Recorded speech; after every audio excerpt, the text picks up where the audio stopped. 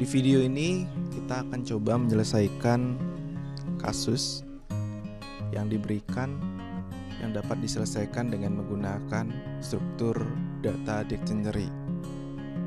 Nah, kasusnya adalah sebagai berikut. Kita diminta untuk membuat suatu program yang mencatat data keluarga terdiri dari satu ayah, satu ibu, dan dua anak. Nah, di program ini diketahui jumlah datanya adalah 4 ya. Sehingga datanya ya statis. Setiap diri, jadi setiap anggota keluarga ini terdiri dari data nama, jenis kelamin, dan tahun lahir. Fitur program terdiri dari menu menambahkan data, melihat, dan menghapus data. Oke, jadi gimana kita menyelesaikan kasus ini menggunakan pemrograman Python? Yang pertama adalah kita menggunakan dictionary. Kenapa kita menggunakan dictionary? Karena di dalam data, ya, di dalam data misalnya ayah ini memiliki informasi lain seperti namanya, gitu ya, jenis kelamin, dan tahun lahir. Hanya saja kalau di kasus dictionary yang kemarin sudah kita pelajari itu tidak bisa untuk menyelesaikan langsung masalah ini. Kenapa? Karena satu kunci itu hanya berelasi ke satu value, gitu ya. Misalnya kita buat saja keluarga. Jadi kita punya satu dictionary keluarga. Itu isinya ayah, ibu, anak 1 dan anak 2. Baik. Ya, kalau bentuknya seperti ini belum dalam bentuk dictionary ya. Tapi disebut sebagai apa? Ya, disebut sebagai set. Nah, dia baru menjadi dictionary setelah setiap itemnya itu terdiri dari satu pasang key dan value. Ya, misalnya Beju, ini nama dari ayahnya, Ani. Contoh saja. Nah, seperti ini contohnya. Kemudian kita bisa coba print dari keluarga. Apa yang terjadi? Nah, sekali lagi, ini tidak menyelesaikan masalah yang diminta dalam program. Karena apa? Karena di program satu entity ayah itu memiliki nama, jenis kelamin, dan tahun lahir ya. Nah, kalau kita menggunakan struktur dictionary biasa, itu satu key-nya hanya bisa memiliki satu value-nya saja. Seperti ayah memiliki Bejo, ibu memiliki Ani, anak 1 Rangga, dan anak 2 Sita. Nah, bagaimana caranya agar kita bisa membuat struktur data yang terdiri dari satu key berelasi ke beberapa nilai seperti nama, jenis kelamin, dan tahun lahir. Nah, pada kasus seperti ini kita menggunakan teknik nested dictionary. Nested dictionary atau dictionary di dalam dictionary. Nah, caranya seperti apa? Nah, kita perhatikan membuat strukturnya terlebih dahulu. Sama saja kita buat keluarga ya. Keluarga sama dengan kita perbaiki struktur di keluarga. Oke, kita boleh enter karena ini akan panjang, jadi kita boleh enter saja, tidak masalah. Kemudian yang pertama adalah ayah ya. Ayah sebagai kunci itu memiliki beberapa informasi atau memiliki 3 informasi: nama, jenis kelamin, dan tahun lahir. Oleh karena itu, ayah ini juga adalah dictionary yang memiliki 3 buah item nama ya, yang mungkin namanya Bejo. Jangan lupa diberikan tanda petik karena dia adalah string. Kemudian item lahir, tanggal lahir maksudnya. Jenis kelamin terlebih dahulu, CK saya buat. Jenis kelaminnya adalah tentu saja laki-laki. Kemudian Yang ketiga adalah tahun lahir. Saya buat misalnya karena tahun lahir adalah angka ya, jadi tidak ada tanda petik, langsung saja 61 seperti ini. Oke, kita sudah membuat satu struktur data dictionary ayah di dalam dictionary keluarga. Nah, tentu saja masih ada 3 dictionary lainnya di dalamnya, yaitu untuk ibu, anak 1 dan anak 2 ya. Tapi konsepnya hampir sama ya. Konsepnya kita tinggal koma, kita boleh kita ketik kembali ibu titik 2, jadi seperti ini. Kemudian dengan struktur yang sama, ibu namanya Ani, ini hanya contoh saja, dan jenis kelaminnya tentu adalah perempuan, lahirnya 1965. Oke, dan sisanya kita buat untuk anak 1 dan anak 2. Oke, saya copy saja agar cepat, tinggal mengganti nilai di dalamnya. Oke, seperti ini. Saya bikinkan strukturnya terlebih dahulu.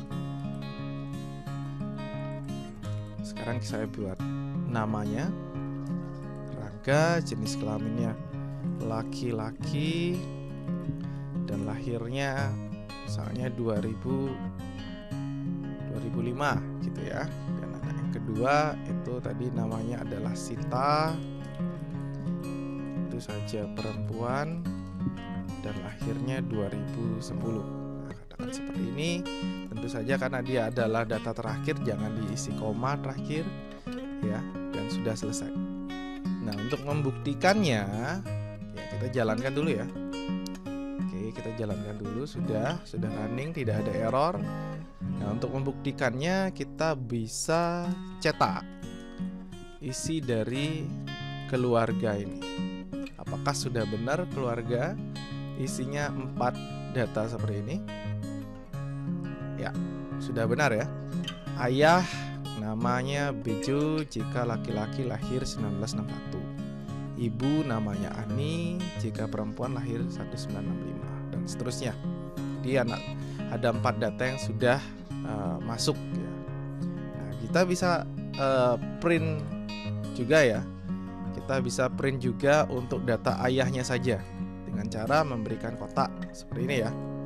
Kemudian kita tulis ayah, maka yang seharusnya tercetak adalah data ayah saja. Oke. Dan kita juga bisa mencetak hanya namanya saja. Jadi namanya ayah dan nama, maka yang tercetak adalah Bejo. Nah, begitu caranya untuk membuat struktur dictionary di dalam dictionary. Kemudian bagaimana cara kita memanggil nilainya. Yang pertama, saya tidak menggunakan kurung kotak, jadi dia mencetak semuanya yang sulit kita pahami ya. Kemudian saya menggunakan kurung kotak dengan 1 dimensi ini, dengan memberikan indeks ayah, ini adalah keys-nya, itu akan memberikan informasi semua data tentang ayah. Dan kalau saya mau spesifik, saya bisa isi nama di sini, kemudian ya bisa seperti ini, hanya akan mencetak dari nama dari ayah itu saja. Baik, seperti itu ya cara kita membuat struktur. Nah, cara membuat struktur yang berbeda gitu ya, tapi tujuannya sama. Karena ini sulit mungkin Anda lihat bentuknya ya, agak sedikit kompleks, kita bisa keluarkan ya. Kita akan membuat struktur yang berbeda tapi tujuannya sama ya. Kita keluarkan jadi seperti ini dikeluarkan. Anda membuat dulu dictionary yang standar gitu ya, yang standar.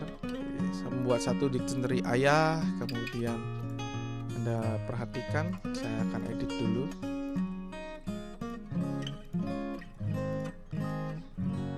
Nah, misalnya seperti ini ya. dia, atau mungkin saya buat baru aja.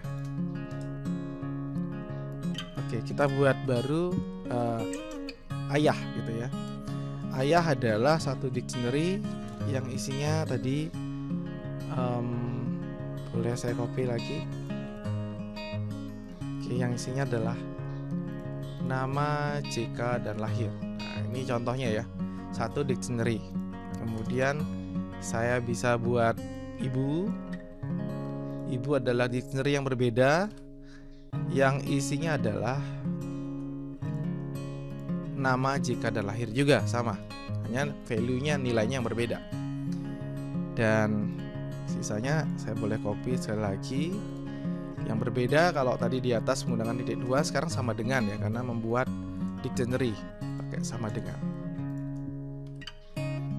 Ya, seperti ini. Kemudian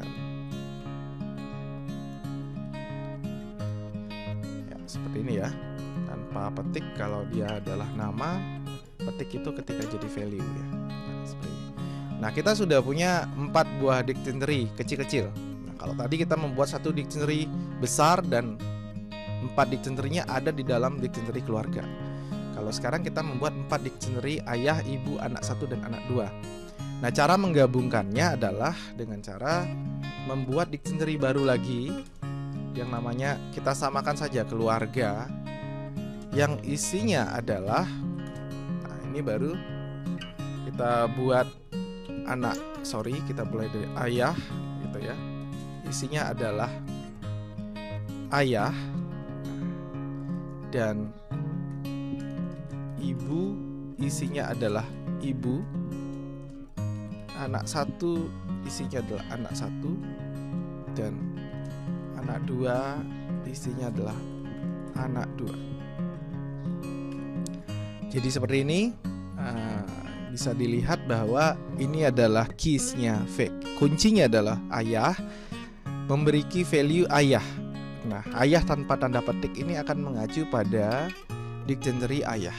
Itu juga dengan ibu, kuncinya adalah ibu, dan isi nilainya adalah ibu tanpa tanda petik, berarti dia mengacu ke satu variabel dictionary ibu yang isinya 3 data. Sama dengan yang lainnya, hanya berbeda di value-nya saja.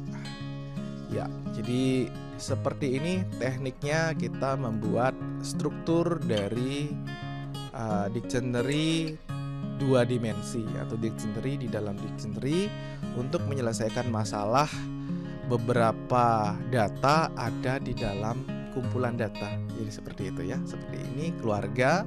Itu ada beberapa data di dalamnya, yaitu ayah, ibu, anak 1, anak 2, dan masing-masing data itu, item itu memiliki data juga, seperti nama, jenis kelamin, dan lahir. Nah, ketika ada kondisi data di dalam data seperti itu, maka kita menggunakan dictionary. Nah, coba Anda diskusikan, kenapa kita harus menggunakan dictionary? Apakah kita bisa menggunakan set, list, ataupun tuples di materi-materi kita sebelumnya? Jika bisa, Anda jelaskan, ataupun jika tidak bisa, Anda juga berargumen kenapa tidak bisa digunakan. Oke, kita lanjut lagi ke pembahasan yang kedua. Nah, ini yang penting di sini. Yang pertama, kita udah bisa tentu saja membuat strukturnya, dan itu adalah poin penting juga ya. Tentu saja struktur datanya sudah selesai. Sekarang tinggal bagaimana caranya membuat fitur fungsi-fungsinya, menambahkan data, melihat, dan menghapus data. Nah, pada penyelesaian ini kita harus membuat menunya terlebih dahulu, karena di sini ada 3 menu ya yang diminta: menu menambah data, melihat, dan menghapus data. Nah, untuk melakukan itu, oke, kita buat dulu tampilan menunya yang sederhana saja, dan Anda bisa lebih kreatif ya dalam membuat. Saya akan contohkan saja, misalnya seperti ini. Oh iya, kalian bisa juga dengan menduplikat satu string, tidak harus membuat sama dengan yang banyak seperti menggunakan bahasa pemrograman lain. Kalau kita jalankan ini, apa yang terlihat? Nah, kita akan memiliki sama dengan sebanyak 20 kali. Oke, seperti itu ya. Jadi misalnya saja kita bikin tampilannya dulu. Oke.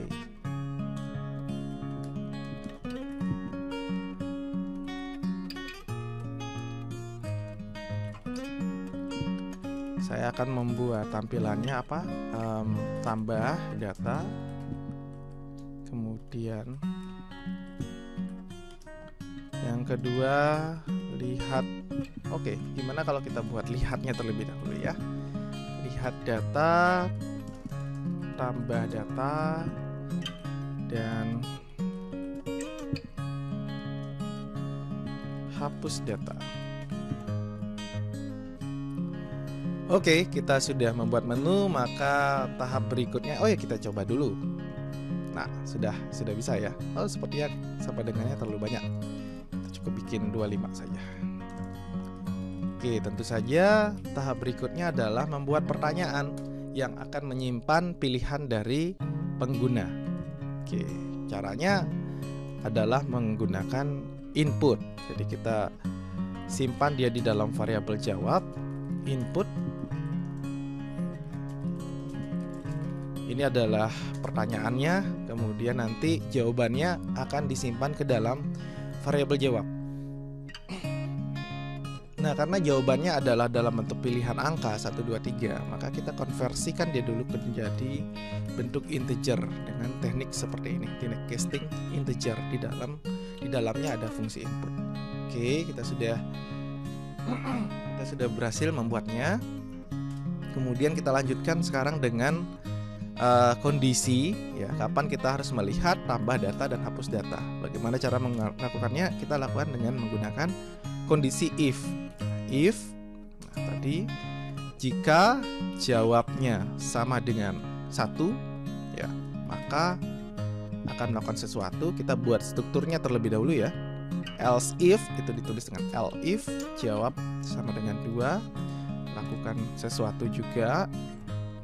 If jawab sama dengan 3, maka lakukan sesuatu. Dan jika selain daripada itu, maka tentu saja diberikan notifikasi salah ya, tidak ada pilihan ya. Atau mungkin pilihan Anda salah gitu ya.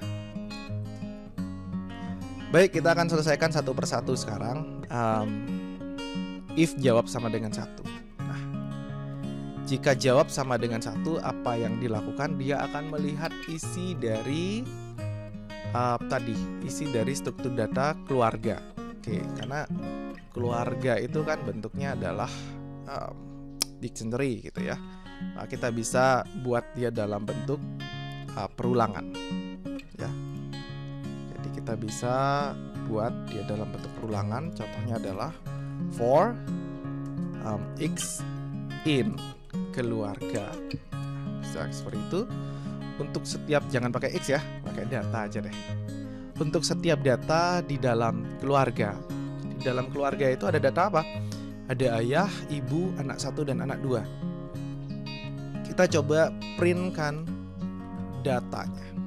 Oke, kita coba dulu jalankan satu fitur ini. Apa yang terjadi? Oh iya, ada error. Oke, jadi errornya ada di elif. Oke, kita kasih aja dulu ya supaya tidak error. Dia pilih 2 dan ini sebagai supaya ada isinya. Oke, pilih 3. Oke, jalankan lagi. Ya, sudah berhasil. Kemudian kita baru membuat fitur 1 ya. Jadi kita coba 1 aja. Mau pilih yang mana? 1. Ya.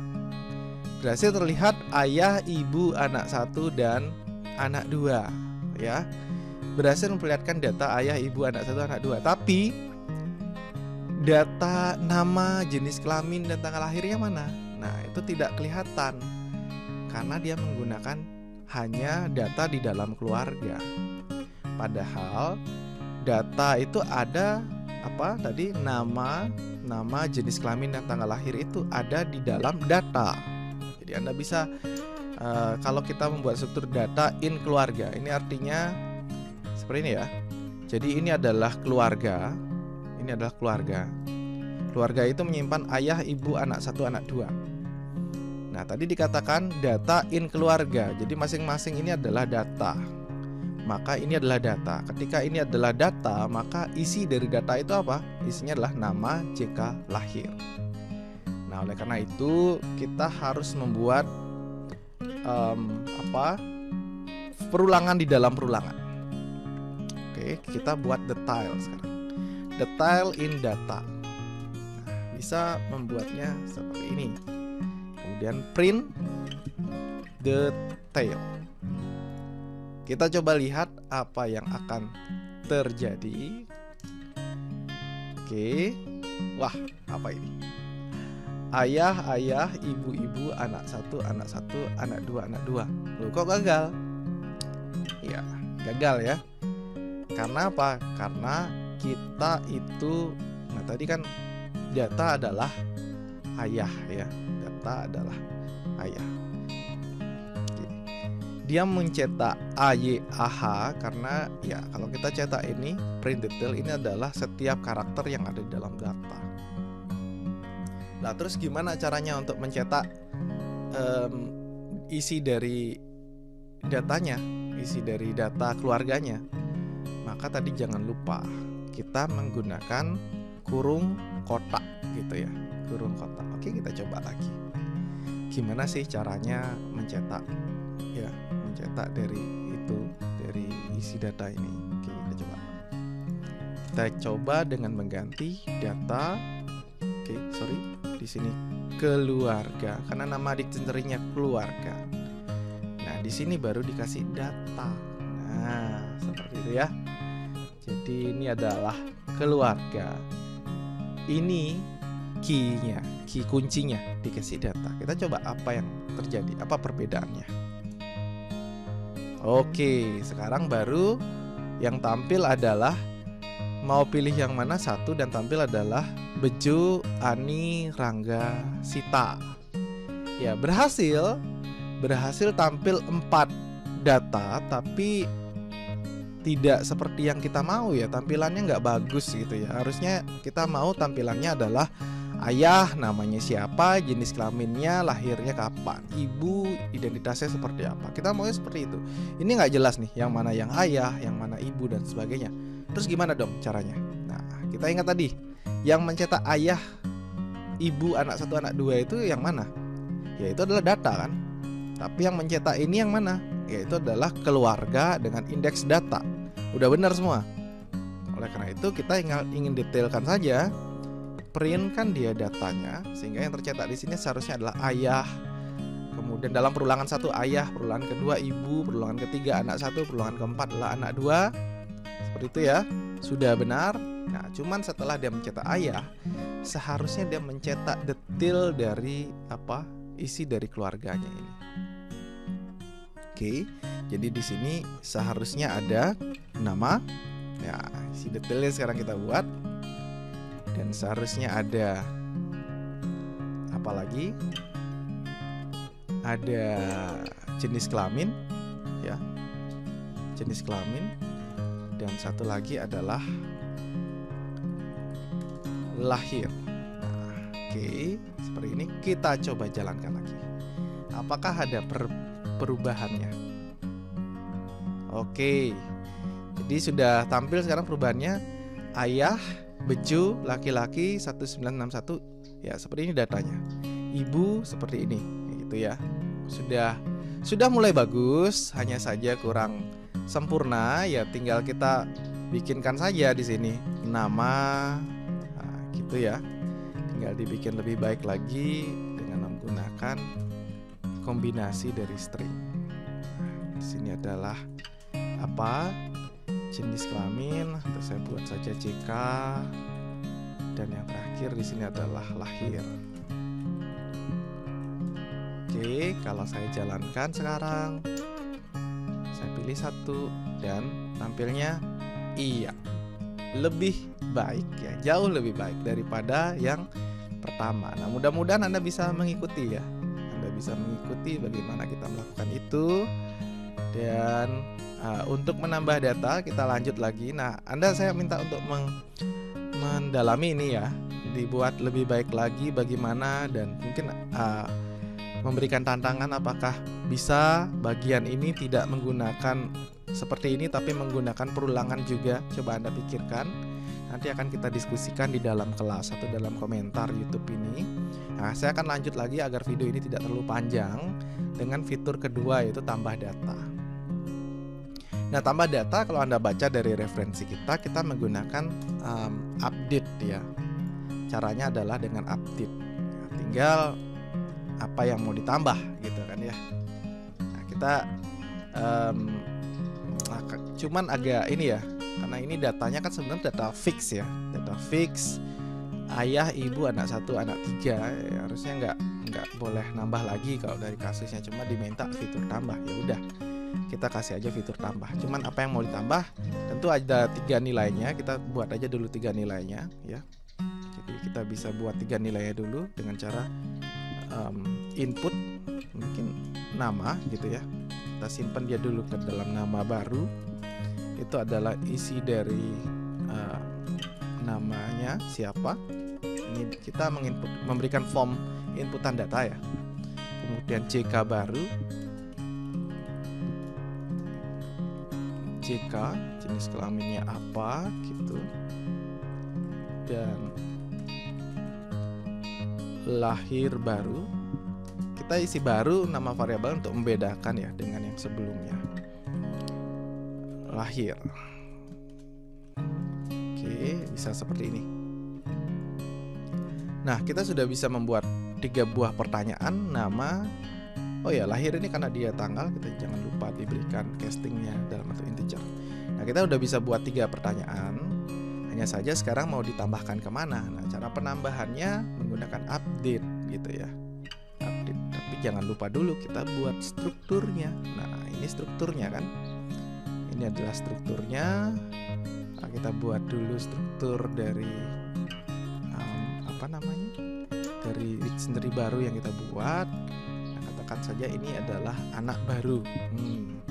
Ya, anak baru. Kemudian namanya kita sesuaikan dengan nama baru yang datangnya dari sini. JK-nya tadi adalah hasil dari inputan, adalah JK baru, dan lahirnya pun adalah lahir baru. Oke, kita sudah bisa membuat inputan, kita sudah membuat struktur dictionary anak baru. Yang tahap ketiga adalah kita menggabungkan dia dengan struktur keluarga. Nah, keluarga. Dengan bagaimana caranya? Yaitu menggunakan metode update. Nah, metode update ini dapat kita gunakan untuk menambahkan data baru ya. Baik data detail ataupun data item keluarga baru, seperti sekarang anak baru. Nah, caranya bagaimana?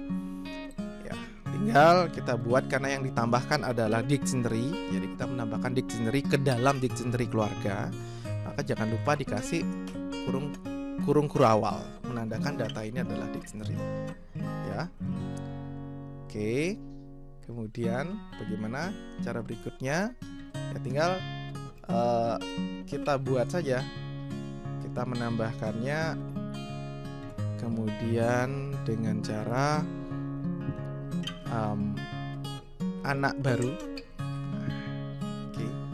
Anak baru isinya adalah anak baru. Nah, kayak gini. Jadi sama seperti ini ya. Sama seperti ini strukturnya ya. Anak, kalau ini kan ayah, isinya adalah ayah yang dapatnya dari struktur ini. Nah, sekarang ini jadi anak baru, ini jadi anak baru ya. Jadi sekarang ini adalah anak baru, namanya saja, key-nya, dan anak baru ini dapat karena kita membuat dictionary di atasnya anak baru. Ya. Oke, ini aja. Kita coba. Jadi setelah kita update, kita coba cetak gitu ya. Kita coba cetak dengan cara yang di atas. Boleh kita copy paste gitu. Jadi oke, seperti ini. Kita coba jalankan lagi. Nah, tambah data. Oke, tambah data. Kita diminta menambahkan data nama baru. Namanya misalnya yang belum adalah Budi. Jenis kelaminnya laki-laki dan tahun lahirnya 2015. Apakah sudah masuk anak baru itu? Ya, sudah ya. Yang paling bawah kita bisa lihat anak baru, namanya Budi, JK-nya laki-laki dan lahir 2015. Baik, fitur 2 sudah selesai. Nah, bagaimana dengan fitur 3? Nah, fitur 3 ini yang paling gampang. Kenapa? Karena menghapus ya tinggal menggunakan metode pop saja ya. Menghapus yang mana? Cuman kan sebelum kita menghapus tentu ada pertanyaan dulu, mau hapus apa gitu ya, mau hapus yang mana. Nah, misalnya kita mau menghapus si anak 2. Oh ya, kalau kita jalankan ini sekali lagi, maka seharusnya anak baru sudah ya tidak ada ya. Jadi kita anak 2 aja yang kita hapus. Oke, anak 2 dihapus. Jadi tentu ada pertanyaan dulu. Hapus, saya simpan nanti pertanyaannya di dalam variabel hapus. Data yang mau dihapus, nah, misalnya kayak gitu. Dan data yang mau dihapus ini harus sama persis dengan, harus beneran ada gitu ya, dari struktur data ini. Ayah, ibu, anak 1, anak 2 atau anak baru. Oke. Begitu, tinggal sekarang kita menggunakan fitur keluarga.pop. Nah, apa yang mau dihapus adalah hapus. Nah, adalah sesuai dengan yang user mau. Oke, sama seperti tadi, supaya kita tidak bingung gitu ya, mau hapus yang mana, maka kita tunjukkan dulu lah. Kita tunjukkan dulu data apa yang kita punya, kemudian di akhir kita tunjukkan lagi data apa yang sisanya gitu ya. Oke, kita jalankan. Kita sekarang hapus data. Oke, hapus data, kita memiliki ayah, ibu, anak 1, anak 2. Anak barunya masih ada ya. Kenapa? Karena memang notebook ini akan menyimpan gitu kondisi terakhir dari variabel. Ya, karena anak baru terakhir kita inputkan di eksekusi sebelumnya, anak baru masih disimpan. Beda dengan bahasa compiler ya. Seperti bahasa C, kalau Anda running lagi ya inputan sebelumnya nggak kesimpan. Kalau di Python karena dia adalah interpreter dan menggunakan notebook, dia akan menyimpan state terakhir dari setiap variabelnya. Oke, kita ingin hapus yang mana? Misal kita ingin hapus anak 1 lah ya. Maka seharusnya ketika saya enter ini dia akan tercetak kecuali anak 1. Oke, ayah, ibu, anak 2, anak baru. Anak 1 beneran hilang ya. Oke, itu kita sudah menyelesaikan setiap pertanyaan yang ada di soal ini. Namun tentu saja kode dari program yang saya berikan ini kurang baik ya, dalam artian kurang efisien gitu ya, karena ada pengulangan-pengulangan kode. Seperti tadi di fitur 3 ini adalah perulangan kode yang seharusnya tidak boleh, tidak perlu ada. Kemudian begitu juga di fitur 2 itu adalah pengulangan kode ada dari fitur 1 sebagian. Nah, itu tidak perlu ada. Nanti akan kita pelajari di materi tentang function ya. Kita jadikan dia function atau prosedur. Nah, kemudian kita juga bisa lengkapi lagi atau perbaiki lagi program ini supaya tidak hanya sekali eksekusi saja, tapi bisa berulang kali eksekusi. Nah, bagaimana melakukan itu kita akan bahas itu di kelas ya, di kelas atau live session untuk menyempurnakan lagi program ini. Nah, Anda bisa mencari kasus-kasus lain yang bisa kita selesaikan selain daripada kasus yang sudah dijelaskan tadi tentang struktur keluarga. Anda bisa pilih atau bahas ya dengan teman Anda, atau Anda tuliskan dalam komentar di YouTube ini kasus apa sih yang mirip dengan yang kita bahas hari ini di video ini, yang bisa diselesaikan juga dengan menggunakan dictionary, nested dictionary atau dictionary dalam dictionary ya. Ada beberapa pertanyaan yang saya tadi sampaikan di dalam video ini, silakan Anda jawab di dalam komentar di YouTube dan juga didiskusikan di dalam LMS. Sampai ketemu lagi di video selanjutnya. Terima kasih.